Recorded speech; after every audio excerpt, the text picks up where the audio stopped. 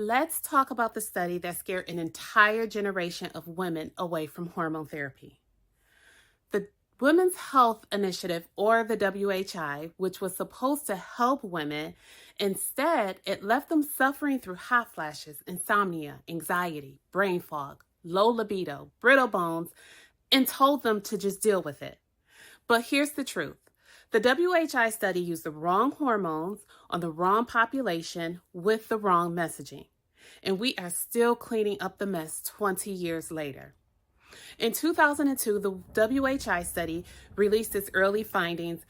All hell broke loose. Media headlines scream, hormones cause breast cancer. HRT increases heart attack risk. Clinics shut down HRT programs overnight, and women were told to throw out their prescriptions. Providers panicked. But here's what didn't make the news. The average participant in the WHI was 63 years old. Most were more than a decade past menopause. And they used synthetic hormones, specifically conjugated equine estrogens, medroxyprogesterone acetate, which is a synthetic progestin, not a natural progesterone. And many participants had pre-existing cardiovascular risk. They were not representative of healthy perimenopausal or early menopausal women. So this means they weren't the people that you actually put on preventative hormone therapy today. The WHI actually did show that starting synthetic HRT late in already unhealthy women might carry risk. It said nothing about bioidentical hormone therapy started earlier in healthy women. Dr. Avram Blooming, a board-certified oncologist who's treated breast cancer for decades, teamed up with psychologist Carol Tavris, and they wrote Estrogen Matters. And y'all, this book dismantles the WHI study, and it comes with receipts. Some of the key point highlights is estrogen does not cause breast cancer. So the WHI actually showed that women just taking estrogen and no progesterone had lower rates of breast cancer and death.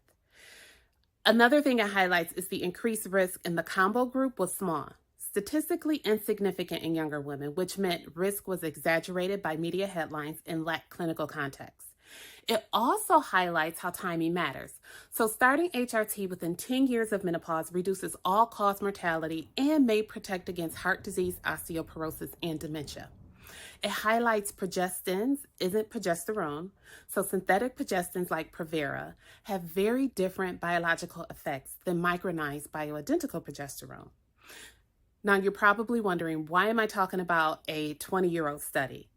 Well, it's because women still come to me and they are terrified to take hormones because providers still quote outdated headlines instead of updated research, and because a lot of you are suffering in silence when the science says you don't have to. Studies since the WHI, including the ELITE trials, the KEEPS trial, and long-term WHI follow-up data, have shown lower mortality with early HRT, no increased risk of breast cancer with transdermal estrogen or bioidentical progesterone, and improved bone, brain, mood, metabolism, and cardiovascular markers. But that nuance never went viral. Listen, I'm not trying to force anyone to take HRT. But what I am saying is that women deserve real options. They deserve up-to-date science, and they deserve providers who aren't stuck in 2002. So if you've ever been told hormones cause cancer, just wait it out, or what you're going through is just a part of aging, I want you to know that you've been misled and you're not alone. If this video made you rethink everything you've been told about hormones, then good, I've done my job. I want you to drop a comment if you've ever been scared off of HRT by your provider, or if you want a deep dive in bioidentical versus synthetic hormones in my next video, let me know. And if you're ready to finally feel like yourself again, click the links below to order labs, book a consult, or start your hormone program with me. Do not let outdated studies steal your second act. This is your time to thrive.